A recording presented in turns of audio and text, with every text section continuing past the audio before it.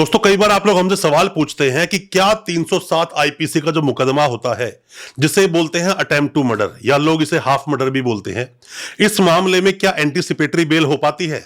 और अगर कोई इंसान जेल जाए तो जेल जाने के बाद कब तक बेल होगी, कितनी जल्दी बेल हो सकती है? अगर कोई इंसान सरेंडर देना चाहता है तो सरेंडर करने में क्या क्या सावधानियां उसको बरतनी चाहिए, खास करके एंटीसिपेटरी बेल होगी या नहीं, और 307 में क्या क्या चीजें जरूर देखनी चाहिए अगर 307 का मामला किसी पर दर्ज हुआ है जिससे कि वो इस केस से निकल पाए। क्योंकि केस में आपकी बेल तो हो जाएगी, आप उसके बाद केस को लड़ेंगे और सजा होने के चांसेस भी उतने ही हो जाते हैं। तो बेहतर है कि पूरा ट्रायल ना लड़ा जाए, उससे पहले केस को खत्म करने की कोशिश की जाए। बहुत कुछ बताऊंगा 307 के बारे में, ज्यादा कुछ जानने के लिए अटेम्प्ट टू मर्डर के बारे में दोस्तों बने रहिए हमारे इस वीडियो के साथ। दोस्तों होता क्या है कि 307 का मुकदमा जब किसी पर दर्ज होता है, 307 के मुकदमे में सबसे पहली बात तो 10 साल की सजा तो है ही है, इसमें उम्र कैद भी है और इसमें डेथ तक देने का प्रावधान है, मतलब फांसी तक इसमें हो सकती है। यह डिपेंड करता है केस टू केस। इसमें तीन चीजें बहुत ज्यादा महत्वपूर्ण रोल प्ले करती हैं। सबसे पहली बात आती है पॉसिबिलिटीज। मतलब पॉसिबिलिटीज क्या है? मतलब कि जब किसी इंसान को मारा गया, आपने गोली चलाई, आपने तलवार से मारा, आपने चाकू से मारा, किसी भी तरह से कुछ भी वेपन से आपने किसी इंसान को मारने की कोशिश की, तो उस इंसान को अगर वो चोट लगती या चोट लगने के बाद उसकी डेथ हो सकती थी या नहीं, पॉसिबिलिटीज कितनी है, ये चीज देखी जाती है, बहुत ज्यादा जरूरी होती है। दूसरा आता है रीजनेबल डाउट। मतलब कि डाउट तो नहीं है कहीं कि इंसान मरेगा कि नहीं मरेगा। अगर रीजनेबल डाउट कहीं पर नहीं है कि इस इंसान ने उसको मारा और वो मर ही जाता, इस इंसान की इंटेंशन भी बहुत ज्यादा क्लियर थी, तो ऐसे में 307 लगेगा ही लगेगा। सबसे बड़ा पार्ट होता है इंटेंशन का। इंटेंशन आपकी क्या थी जब आपने किसी सामने वाले को मारा? आपके मारने की नियत थी या नहीं, या वो गलती से बच गया? क्योंकि 307 का जो मामला है ये बहुत सीरियस नेचर का अपराध है। सीरियस नेचर का अपराध है। इसमें क्या होता है कि 302 में सामने वाला मर जाता है, आपके खिलाफ वो गवाही देने नहीं आ सकता, पर 307 में सामने खड़ा होता है जिसको चोट लगी है। अब बात यह आती है कि इसमें एंटीसिपेटरी बेल होगी। दोस्तों एंटीसिपेटरी बेल तो किसी भी केस में हो सकती है, डिपेंड करता है कि आप उस केस को कैसे प्रेजेंट करते हैं। केस को बहुत अच्छे से अगर आपने प्रेजेंट किया, आपकी एंटीसिपेटरी बेल भी होगी, केस भी पूरा खत्म हो जाएगा। ये डिपेंड करता है केस टू केस। अब जैसे हम जो अपनी प्रैक्टिस करते हैं जिस भी कोर्ट के अंदर, कि क्रिमिनल वकील हम लोग हैं, तो क्रिमिनल केसेस को ही हम लोग फाइट करते हैं। हम हमेशा सामने वाले को बोलते हैं कि एफआईआर को बहुत अच्छे से पढ़े। आप कोई भी नए वकील साहब हैं, कोई भी लॉ स्टूडेंट है, कोई भी कानूनी जानकारी लेना चाहते हैं, आपका सगा संबंधी जानकार कोई जेल में है, सभी के काम की ये वीडियो है।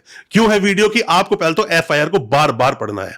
एफआईआर को 3-4 बार पढ़ोगे तो उसके अंदर से कोई ना कोई फैक्ट आपके सामने निकल जाएगा। कई बार मामले क्या होते हैं कि मामले छोटी सी चोटी के होते हैं, पर उन मामलों को 307 का कलर देकर 307 बना दिया जाता है।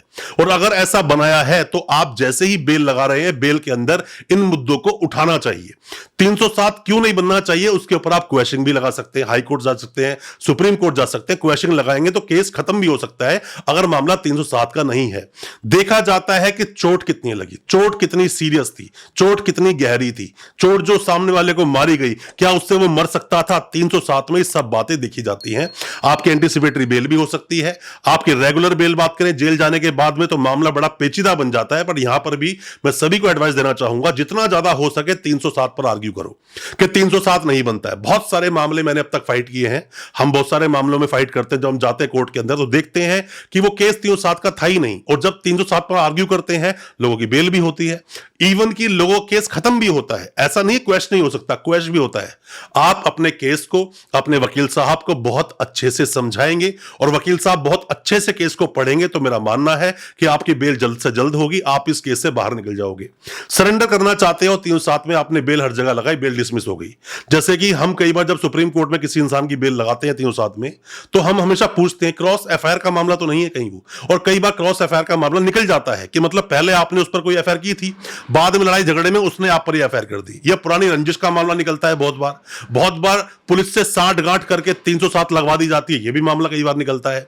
तो ये सब बातें पता होनी चाहिए। सुप्रीम कोर्ट में जब इन बातों को रेज करते हैं तो लोगों को बेल मिलती है, ऐसा नहीं बेल नहीं मिलती। बस आप केस को बहुत अच्छे से प्रेजेंट करें। सरेंडर करना चाहते हो तो सरेंडर सरेंडर मेरी एडवाइस है आप लोगों को कि सरेंडर आप कोर्ट में करें, आप सीधा पुलिस के पास ना जाएं।